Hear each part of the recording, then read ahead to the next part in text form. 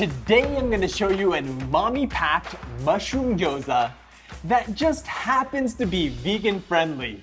So stick around.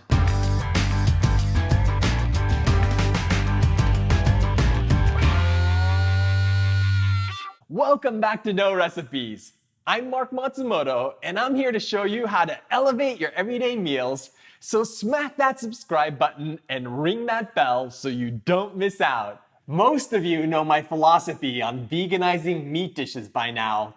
But in case you don't, I only do it when I know I can make it at least as good, if not better than the original. And these pot stickers are no exception. I've posted a plant-based gyoza recipe before involving frozen tofu, and while it came pretty close, it didn't quite have the umami that the pork-based original has. This time, I threw everything in my umami arsenal at it, so let's see what this gyoza is packing. Along with salty, sweet, sour, and bitter, umami is one of the 5 tastes you sense in your mouth. The taste receptors are triggered to let you know that a food is high in amino acids, which are essential building blocks of the human body. While meat and seafood tend to have a ton of amino acids, that's not the only way to get these compounds, and ingredients like soy sauce, sake, shiitakes, and kombu are loaded with glutamates and guanolates, which make them a great plant-based source of umami. For our vegan meat, we're going to be using 200 grams of cabbage, 150 grams of fresh shiitake mushrooms, half a cup of quinoa, 8 grams of dried shiitake mushrooms, 2 grams of kombu, 1 tablespoon of sake, a half teaspoon of salt, and a tablespoon of oil. For the gyoza, we're going to need 20 grams of fresh ginger, 100 grams of garlic chives, 1 tablespoon of toasted sesame oil, 1 tablespoon of soy sauce, a 1/4 teaspoon of white pepper, 1 tablespoon of potato starch, about 40 gyoza wrappers, and some oil to fry up the dumplings. The first thing we're going to want to do is wash the quinoa. Quinoa is a delicious seed that's loaded with protein, fiber, and minerals, but it can have a natural coating of saponins that taste bitter if they're not removed. Most quinoa these days have had the saponins removed during processing, but it's still a good idea to give them a good wash. Now let's prep the fresh shiitakes. Mushrooms can have crumbs of growing medium on them, so I like to use a damp paper towel to wipe down the caps. Be sure to get under the cap and the stems as well, since we're going to be using the whole mushrooms today. If you can't get fresh shiitakes near you, other flavorful mushrooms like button or cremini will work as well. Now you want to trim the ends of the stems off, but keep as much of the stem as possible because this is going to add a nice meaty texture to our mix. Because the stems can be a little fibrous, I usually like to chop them separately so I can get them nice and small. Just slice them in one direction, and then turn them and chop them up. The caps get chopped the same way, but I like to slice and chop these a bit larger to provide contrast. If you're using mushrooms with thick caps like this, you'll need to slice them first and then cut the slices into sticks. Then you can turn the sticks and chop them up. This doesn't have to be exact, but you do want to get them fairly small or it's going to make your filling difficult to wrap. Let's get these into a pan with some oil. Now I'm going to saute these until they're about 1/3 of their original volume and they've just started to brown. Okay, let's prep our cabbage while these get going, but be sure to stir this periodically. For the cabbage, you just want to stack the leaves up and roll them together. This will make it much easier to slice the cabbage into thin strips. Now we just need to turn the strips of cabbage 90 degrees and chop them up. Again, you don't need to be precise here, but just make sure you don't have any long strips of cabbage. Let's get this into the pan with the mushrooms, and I'm gonna give this a stir. Then we're gonna add the washed quinoa, the water, the sake, and the salt. Give that a stir, and we're gonna cover that with a lid, turn down the heat to low, and set the timer for 15 minutes. Let's prep the rest of the filling ingredients. I've got some dried shiitakes here, and I'm gonna trim off the ends of the stems. Then we're gonna crumble them into a spice grinder. The drying process boosts the amino acid content of the mushrooms, which makes them far more flavorful than their fresh counterparts. I'm also gonna toss the kombu in. Now we just need to grind this up. This powder is loaded with guanolates and glutamates, which will boost the umami of any dish, so it's a great mixture to have on hand. If you don't have a spice grinder, you can also make the powder using a microplane like this. For the garlic chives, I'm gonna trim the bottoms off and chop them up. These are great because they're like a cross between scallions and garlic, but if you can't find them where you live, you can use scallions as a 1-to-1 substitute and then grate in a few cloves of garlic.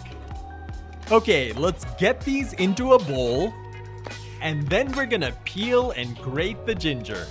I like using a spoon to peel ginger because it allows you to get around the knobs without losing a lot of ginger. Then I'm just gonna grate it on a Japanese daikon grater. I love these because they don't get clogged, but any grater will work. Let's add this to the bowl, and our quinoa should be just about done. Wow, that smells fantastic! Now you just want to make sure you don't have any excess liquid at the bottom of the pan. If you do, you can turn up the heat and boil it off, but you do want the mixture to still be fairly wet. Okay, let's get this mixture into the bowl with the garlic chives to cool for a bit.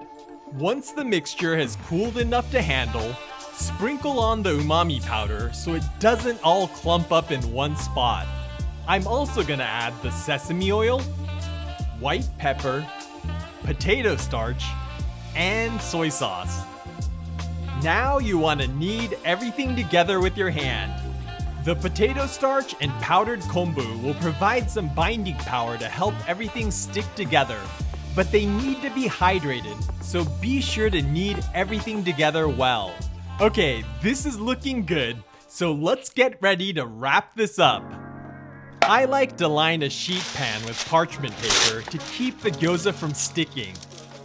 For the rest of the setup, I have the filling, a bowl of water, and I like to keep the wrappers in a bag so they don't dry out.